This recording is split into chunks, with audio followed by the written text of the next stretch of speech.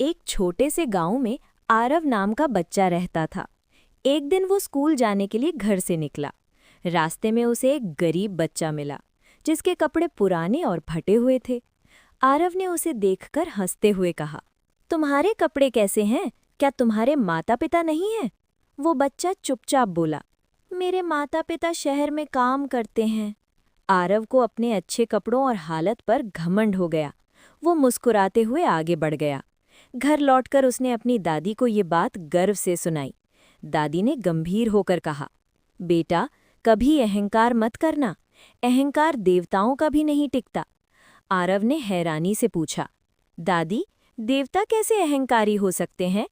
दादी मुस्कुराई और बोली, ये है स्वर्गलोक, जहां हर तरफ शांति, सुंदरता और दिव्यता बसती है, जहां देवताओं का राज है, और इस राज के स्वामी हैं देवराज इंद्र। देवराज इंद्र शक्ति, वैभव और ऐश्वर्य का प्रतीक।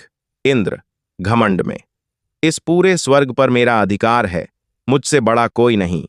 लेकिन शक्ति के साथ आया अहंकार। देवता धीरे से, देवराज का ये घमंड कहीं विनाश का कारण न बन जाए। इंद्र, मुझे किसी की सलाह की जरूरत नहीं। एक दिन महान ऋषि दुर्वासा स्वर्ग में आए।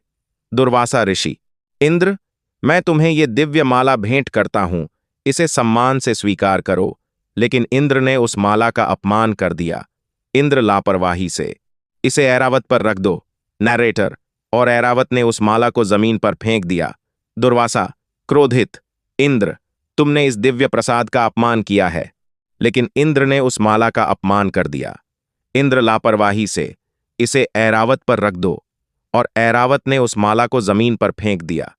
दुर्वासा क्रोधित, इंद्र, तुमने इस दिव्य प्रसाद का अपमान किया है।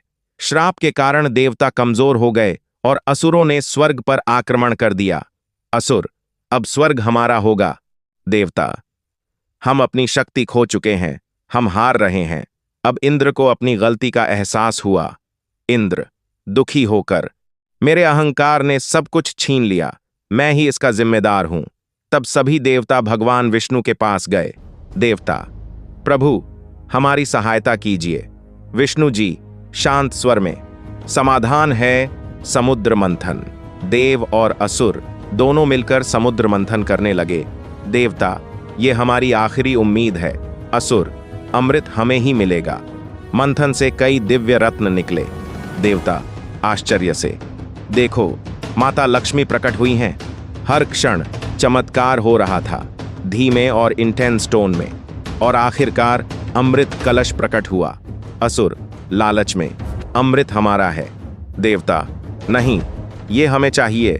तब भगवान विष्णु ने मोहिनी रूप धारण किया और चालाकी से अमृत देवताओं को दे दिया।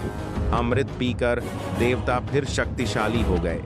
इंद्र ने वज्र उठाया और असुरों को हरा दिया। इस बार इंद्र बदल चुके थे। अब उनमें घमंड नहीं, बल्कि विनम्रता थी, और स्वर्ग में फिर से शांति लौट आई।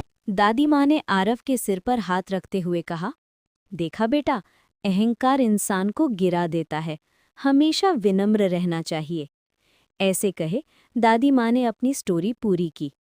अगले दिन जब आरव स्कूल जा रहा था तो उसे वही बच्चा फिर से मिला। इस बार आरव उसके पास गया और बोला, मुझे माफ़ कर दो, मैंने कल तुम्हारा मजाक उड़ाया था। वो बच्चा मुस्कुराया और बोला, कोई बात नहीं। दोनों ने एक दूसरे का हाथ पकड़ा और साथ में स्कूल जाने लगे। धीरे धीरे वे अच्छे दोस्त बन गए। अब दोनों एक साथ पढ़ते, खेलते और